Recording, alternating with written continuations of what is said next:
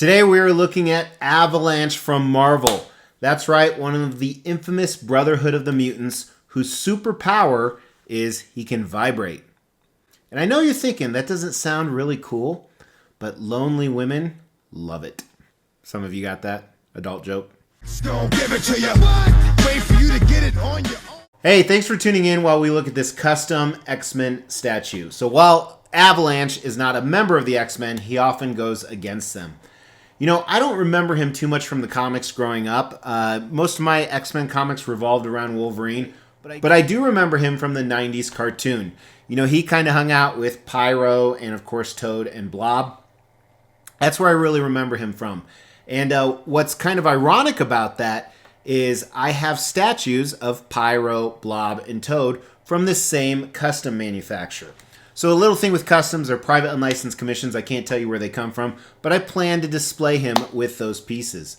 So just as a reminder, here is the Blob. It's one of my favorite statues right here. He's going to be in front of him next to this Pyro that was actually painted by my wife. And then, of course, we had that amazing Toad statue too. So I feel like the setup is now going to be complete. If you want to see what he looks like with those, check out my social media. Instagram, Facebook, TikTok. I post exclusive content on there. But anyway, let's get to the star, Avalanche, right here. So when I said he could vibrate, he can do tremors, which pretty much means he can manipulate things around him without being affected, unless it's bounce back. But he can do that to create earthquakes, but he can even do it in the air. So he pretty much, his mutant ability is just to shake, and then it kind of goes from there. So sounds kind of dumb, but if you think about it, it could be pretty powerful. And I remember one 90s cartoon where he actually, I think he took Storm out because he was able to do that in the air. So there's a lot of applications for him. So despite looking a little wonky, a little funny, he is badass. Now with that, the creator of this, he's a huge X-Men fan, and he likes to kind of stay true to some of the original material with adding his own twist, which is certainly what he did to this custom statue. And we're going to talk about that in the concept today. So sometimes less is more, and with this entire line, I totally agree with that, especially if you're pairing them together. So at the base here, you know, how do you show his powers? They had to do it with the base. And on this base, you see that he's leaning forward. The base is very small, which we'll talk about in design, but he is making an earthquake or the rocks jet out. And you can see that because that's the way not only is his body leaning as you move up, but he's throwing his hand and showing his power. Now, I can't remember why he wears this kind of outfit and the helmet. Maybe there's something behind it. Again, not the biggest Avalanche fan growing up. I just wanted to complete the set. Maybe it's so he wouldn't have blowback. I don't know. But he looks kind of goofy, but sometimes he is a little goofy, at least in the 90s cartoon that I can remember. But I think it's awesome. They take a character, they modernize it a little bit, but still stay true to the roots. They show his power on a very simple base. I think the concept is a solid 3 out of 5. Now, as a reminder on my channel, 3 out of 5 means that's what you paid for. That's good. But this is nothing out of ordinary. Moving on to the design. So unfortunately, I did have a breakage, and I'll show you that in the unboxing and assembly. Very small, manageable box, as expected, with the black foam and straps. One layer with the different pieces. You can see not a lot to it. I did have the breakage though, part of the base. Yuck. Previously on X-Men.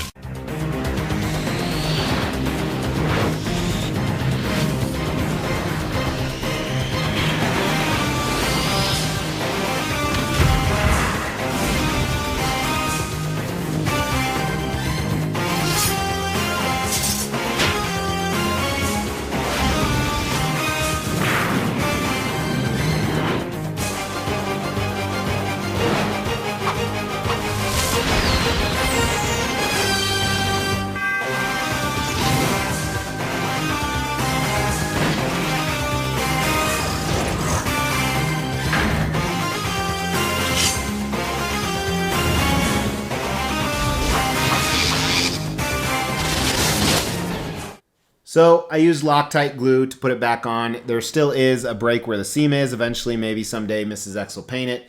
But thankfully, his foot is right next to it, and you'll see that when we go to the video, the close-up video, because it was actually this right here that was broken off. But you saw very easy assembly. There are two different display options. The first, his left hand, you have this open palm that you've been looking at.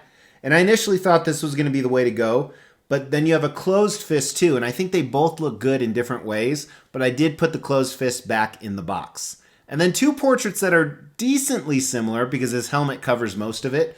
This first, he kind of looks mad right here. And then the other one, he's more pursing his lips and almost this sinister smile. So since he's an evil guy, I decided to keep that one on. You know, I don't rotate display options too often. So I just put it back in the box. It's easier to store there and it won't get lost. But otherwise, fairly simple. So with that on the design, I think it's the same score. It's a 3 out of 5. Simply for the fact that I had a broken piece, which sucked. And there's not a lot to it. You know, the more ambitious you are on an elaborate statue, the more points I'm going to give you. I did forget to measure. Let's measure him. So, you know, ideally this is kind of the front view, but let's measure the widest point over here is probably right at about 20 inches. And then if you use the same logic, the deepest part is about 9 to the jutting out part here-ish. And he is just under 19 inches. Now, with the paint and sculpt, you can see there's not a lot to this, but that doesn't mean it wasn't done well. Check it out. So as we talked about the concept, there's not really a lot to him. That applies to the paint and sculpt. Base looks great for as plain as it is. You know, it really looks like this is real rock, dirt. I know that's kind of a contradiction. I'm really sick. Rock or dirt, like ill sick with illness, not sick in the head. Rock or dirt coming up. Almost reminds me of like Arizona or Utah. But I think it looks great. The colors they chose are great. The way the ground is fragmented. And of course, these spikes. Would these actually be stalagmites? Stalagmites coming up from his power, I think, are awesome. And you can see his foot kind of covers up where that broken spot was. Just needs a little bit of touch up. Now, regarding him, there's really only 3 colors. You have, obviously, his armor, his boots, and his glove, which have this metallic shine to it, but it's not too much. Not like it's armor from a knight. And I think they pulled it off really well. That includes his helmet, too. Like I said, it's not too shiny, but it's not too dull. And they have some shades of black in there to help dull that, I think. But his belt is a little bit more, it looks like it's almost a different material than the rest. And I think I like that because it adds a little bit of contrast. Because otherwise you just have this blue suit, other than his portrait, which we'll look at in a second. And again, it has variations of black in there, mostly around the musculature. So he's a pretty muscular guy, which I don't really remember that in the comics. But it looks good. Classic onesie superhero suit on. And then you have his portrait. So it's a little harder to see right now, so we'll look at the other one closely. But they did a great job with the skin tone. So right here on the one that he's not smirking, you don't actually see any lips. In bright lights, you can see it's really, really rosy, but I think that, again, helps break up the contrast, and it looks better with his lips being pursed together there. Then you have, you know, the definition in his chin. Clearly not an attractive guy. No Matthew McConaughey for sure. But I like it. I think it's solid. It's basic. It's simple. But it's what it needs to be. Maybe a little over-muscularized in the thighs would be my biggest criticism about the sculpt. And even the bicep is pretty large there. You know, if you have this mutant power, I don't think you'd work out too much. Which always confused me why Magneto was always so buff in statue form. So, as I said earlier, sometimes less is more, and I think that's the case here. I'm going to score both the paint and sculpt the same, not on purpose, just coincidentally. That way you only have to look at the graphic once, but it's a faux out of 5.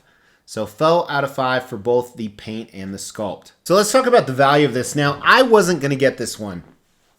Not only do I know less about the character, but of that 4 pair, I think he's the most uninteresting looking. Not because of the statue, but because of the character. So I slept on it. And, you know, I started having regrets and I saw that it was going to be shipping soon. So I reached out to the creator and I said, hey, I know it's sold out. Can you do anything? And he told me that one person hadn't paid. So he gave him or her, I don't know who it was, a chance to pay. And they didn't. So I was able to get one. So I really appreciate that. One of the problems right now is I don't know the edition size on this. So the one that he had left over was an AP, an artist proof, and they made 5 of those. And traditionally he makes an edition size of 50. So we're going to go with that assumption on the value here. And the price was $950, which is a little higher than some of his other pieces that were kind of in the same size and situation. However, shipping, I was going to say cheaping was really Shipping was really cheap, relatively, a couple $100 for a quarter scale Avalanche statue. Now I can tell you that is the best priced Avalanche statue in quarter scale I've ever seen. It is the only priced quarter scale Avalanche statue I've ever seen. So I think that because this character is almost never done in statue form, and there's so many X-Men collectors, I think this has some decent value. While the statue market sucks at the time I'm reviewing this in 2025, I would still say the value is probably a 4 out of 5. I think people really want all the X-Men characters if they have enough display space. And where else are you going to find an Avalanche? And would you ever find one that's better done than this? Be pretty hard to do. Now, does he have the X factor? Is he a 5 out of 5 statue? You know, he's not. And part of it is my bias against the character. But I like him more than I thought I would, for sure. But I still think that he's a 3 out of 5 overall. He's a solid statue. He's good. He's what I paid for. I don't have any disappointment. And I'm happy to have him. And I'm really excited to move him over there. So again, check out the Extreme Channel social media. The link for that is in the description. But what do you guys think of all 4 of those? Same creator, same line. You have Avalanche, Pyro, Toad, and Blob. Rank them down below. I'd love to see your ranking of which statue, not character, which statue you like the most and which one you like the least. I would go Blob, Toad, Pyro, and then him. But don't let Mrs. X know because she's the one who painted Pyro. Not only would I love to see your opinion, but we're still doing statue giveaways. Check it out. Thank you so much for tuning in. I really appreciate it. Yes, we're still giving away $1,000 statues at every 5,000 subscriber milestone. You have to make sure you're subbed to the channel, you like the video, and then leave a comment. We're going to pick a random comment on a random video and give away those statues. In the meantime, check out some of these other videos and my social media. Talk to you soon. Take care.